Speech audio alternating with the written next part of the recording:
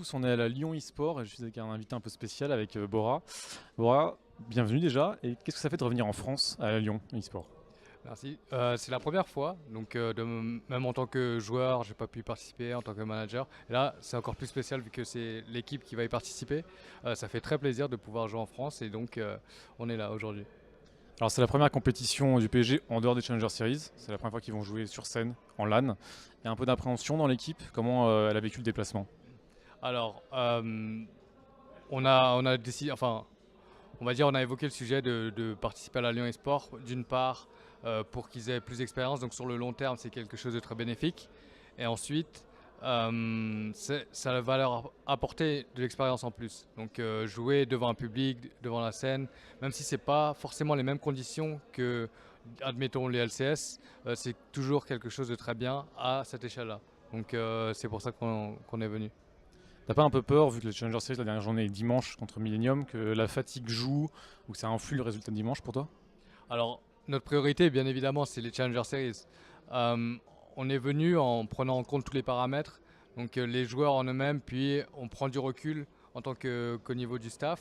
On se dit, ces joueurs-là, même si on sort de la routine, on sort un petit peu de leur zone de confort, ça va pas être trop méchant pour eux.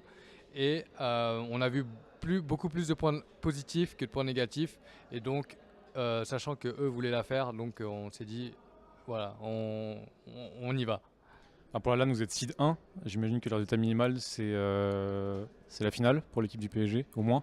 Seed 1, je sais pas, on est dans le deuxième groupe. Du coup, on sait qu'il y a quand même pas mal de bonnes équipes, donc à savoir Millennium, LDLC. Et puis, pour avoir enfin, participé en tant qu'analyste au Challenge France, j'ai pu voir qu'il y avait quand même de bonnes équipes, donc Gamers Origin, Grosbill et tout ça. Ça va nous permettre d'avoir de bons entraînements parce qu'on peut quand même se permettre de jouer contre des équipes LCS en scrim, mais jouer des matchs officiels, on n'a pas forcément l'occasion d'en faire beaucoup. Et donc, participer à la LAN et à la Lyon eSport plus particulièrement va nous permettre d'avoir plus d'expérience et pouvoir s'entraîner. Alors l'équipe du PSG a eu un des débuts assez difficiles, hein. Il y a eu pas mal de défaites avant d'accrocher un nul, puis finalement une victoire contre Kingwin. Comment t'expliques ce début très poussif de l'équipe? Et est-ce que pour toi le changement de Steve a été un élément déterminant dans la victoire contre Kingwin? Alors, comme tu l'as souligné, on avait des performances très décevantes en début de saison. Euh, quel- Beaucoup de choses n'allaient pas. On a essayé de les identifier et de régler les problèmes. Et ça ne se règle pas du jour au lendemain. C'est parfois difficile de prendre des décisions. Et à l'heure d'aujourd'hui, on a dû avoir recours à un remplaçant. Donc pour justement créer une rivalité saine où les joueurs vont se pousser vers le haut. Et clairement, on attendait beaucoup plus de la part des joueurs. Donc il y a eu une prise de conscience générale et à partir de ce niveau-là, tout le monde a vraiment step up, tout le monde a vraiment fait des efforts pour pouvoir produire des résultats attendus. Donc dimanche c'est le dernier match contre Millennium. Est-ce que tu as déjà. Qu'est-ce que tu penses de l'équipe Millennium déjà? Est-ce que tu as un pronostic dessus? Est-ce que tu les crains? Alors Millennium, c'est une équipe qu'on respecte beaucoup. On a vu qu'ils étaient capables de prendre des cartes contre des très très bonnes équipes. Donc c'est un adversaire à prendre très très au sérieux et on n'a pas le droit à l'erreur. Donc clairement, si on va sur une défaite, c'est pas envisageable. Si on va sur un match nul, c'est pas envisageable non plus. Donc l'idéal, ça serait de partir sur une victoire. Et on sait que ça va être très difficile, mais on va se donner les moyens pour.